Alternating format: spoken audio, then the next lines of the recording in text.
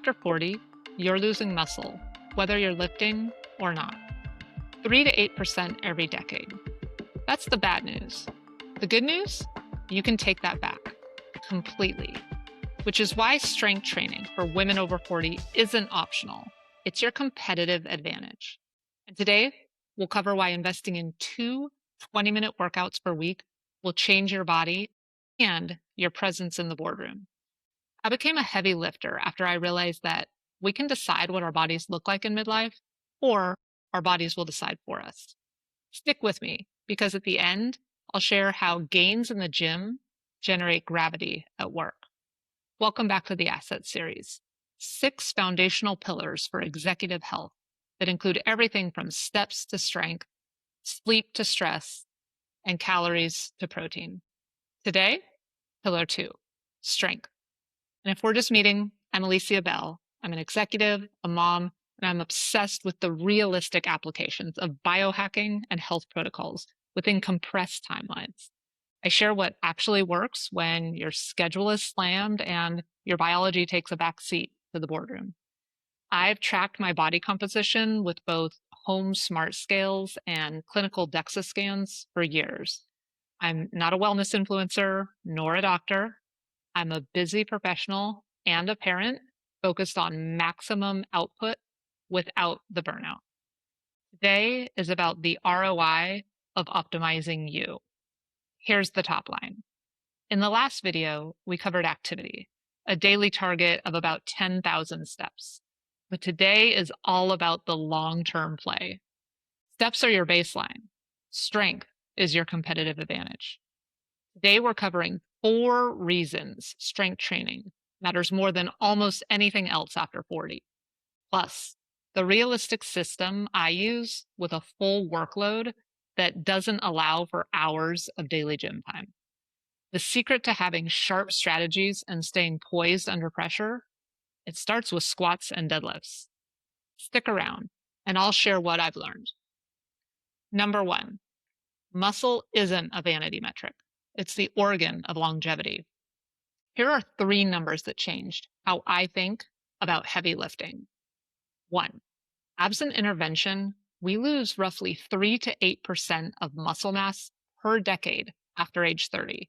And this rate of decline accelerates after age 60. 2, research shows an association between low muscle strength and elevated risk of all-cause mortality. 3, evidence links grip strength to everything from longevity markers to sleep problems to diabetes to depression. Strong women live longer, period. I was athletic growing up, but neglected my physical foundation in my 20s. At 30, I had a wake-up call when I didn't have the leg strength to pop up after falling on the ski slopes. My response? I joined CrossFit. And while going from 0 to 60 isn't a pivot I would recommend, it taught me a vital lesson. My strength is a metric that I can control. I discovered DEXA scans, and although many have told me it's a weird tradition, I've been getting one every year on my birthday. Seeing how my muscle mass shifts on a regular basis keeps me honest with my strength training. And while I'm no longer chasing PRs, I still lift heavy, a combination of weekend activity with one fiercely protected weekday. Ruthless prioritization of time and strength. Our 20s were for building resumes. Our 40s are for building muscle. Decline is a biological default. Building strength is an executive decision. And here's the number that shocked me most. It leads us into number 2. You don't need 90 minutes a day. You need 20 minutes, twice a week. Here's the ROI that many professionals miss. One of my favorite YouTubers, Dr. Mike Israetel, breaks it down. Depending on your baseline, you can actually build muscle in as little as 2 20-minute sessions per week. Think about that. Less than an hour a week to fundamentally change your physical trajectory. You don't need to live in the gym. You just need strategic execution. The barrier to entry isn't your schedule. It's making the decision to start. Twice weekly is the minimum. I personally do 3 because that's what fits my goals, but if you're starting from 0, twice a week will move the needle. That's a couple of relatively small calendar blocks. That's it. We schedule harder decisions than this every single week. I keep my application highly strategic. I currently do full body sessions, rotating load and repetitions. The non negotiables are a major push and pull compound movement for both upper and lower body. If schedule permits, I'll add some accessory work, but otherwise, I throw on my headphones, I turn on a podcast, and I just get it done. No fluff, just execution. Wellness asks you to slow down. Strength demands you level up. It doesn't take a sabbatical. It just takes a couple of small calendar blocks. We know we need to manage our assets at work. Let's manage our biological assets as well. And by the way, if you're already thinking, I need to actually do something with this, there's a one-page audit linked below. It's the whole assets framework. Self-rate the 6 pillars in 60 seconds. Free. Grab it whenever. Number 3, lift heavy. You're stronger than you think. So many of us show up to the gym, grab the light weights, and do endless reps because that's what society has taught us is appropriate. I've been there. And if you're doing that right now, I applaud you for putting in the work. But I also want to challenge you. As professionals, we negotiate deals, we manage teams, and we lead boardrooms. There is absolutely no reason we shouldn't own the heavy rack on the gym floor too. Our muscles only adapt to the load we give them.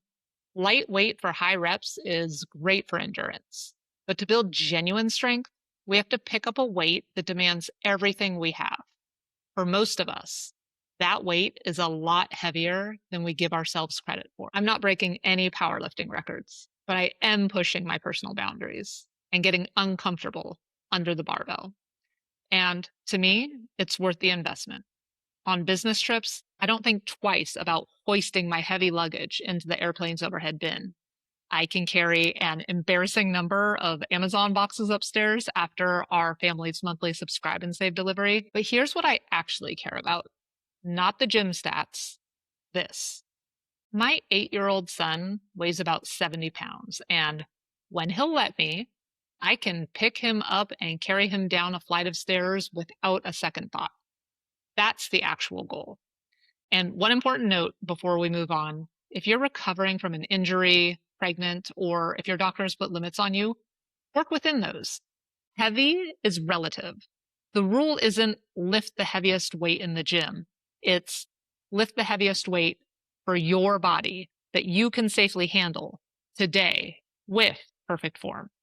That's the standard for everyone. You didn't fight for a seat at the table just to stay out of the way in the gym. Claim your space at the heavy rack. Number 4, this is the one I promised at the top. Lifting heavy didn't just change my strength. It changed how I handle stress at work.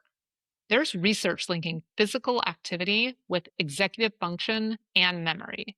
But there's something I find even more interesting. The shift in mindset you carry from focusing on your muscles to focusing on management. For me, the real ROI is this psychological transfer, that connection between deadlifts and deadlines. After strength training on the weekend, my nervous system establishes a new baseline. On Monday morning, when I'm navigating the first curveball of the week, the stakes feel different because my system is already stress tested. There's a quiet confidence that comes from physical strength. It changes your posture at the table. It changes the firmness of your business decisions. When you know you can handle the weight on the bar, you never doubt if you can handle the weight of the room. I used to think my physical capacity and my professional capacity were two separate things. What I've come to realize is that the resilience I build under the bar is the exact same edge I carry into a meeting. And here's the bottom line. True executive presence doesn't start when you walk into the office. It starts the moment you pick up heavyweight. Before I let you go, 4 common objections from women exactly like us. Stay with me for just a minute because you might be wondering the same thing. Question 1, I've never touched a barbell. Is it safe to start lifting? Honest answer, it's safer than not starting. The research on resistance training in women is remarkably consistent. Aged muscle is still highly responsive to load. What's not safe is another decade of decline. Two caveats. One, invest in a few sessions with a qualified trainer to learn the major compound movements with perfect form. Two, heavy is relative to your body today, not to the woman next to you. Question two, what does a 20-minute session look like? I don't want to waste time figuring out what to do when I get in there. Here's what I do when I'm tight on time. One compound push and one compound pull, upper and lower. What does that look like? It could be dumbbell bench press, bent over rows, leg press, and deadlifts. That's it. 4 movements, 3 working sets each, heavy enough that the last 2 reps are genuinely hard. Decision fatigue is the enemy of consistency. So write your 4 movements down before you walk into the gym. The session that's planned is the session that happens. Question 3. I'm in my mid-30s. Should I really be worrying about muscle loss already, or is this a midlife thing? Unfortunately, the decline starts at 30, quietly. You won't feel it for years, and that's exactly the problem. This isn't a midlife thing. It's a compound interest thing. The earlier you start, the less aggressive you have to be later. Question 4. This sounds great, but isn't heavy lifting going to make me bulky? Short answer, no.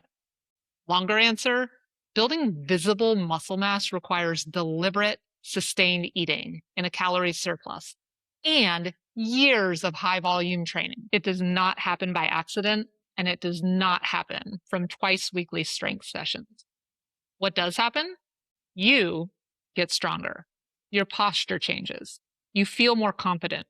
The bulky fear is one of the most expensive myths in female fitness. And it's kept generations of women in the 5-pound dumbbell section. Let's agree to leave it behind. Okay, those are the big ones. And if this was useful, here's what to do next. First, grab the assets audit. It's a 1-page version of all 6 pillars. Self-rate in 60 seconds. Pick your lowest score. That's your red light. The audit gives you the green light move to take in the next 24 hours because you can't lead from empty. Link in the description. It's free. Second, subscribe. There are 4 more pillars in this series and you'll want them all. New videos every Thursday evening for the professional who's ready to bring executive intensity to herself. Because when you're optimized, everyone wins. Strength is the long-term play.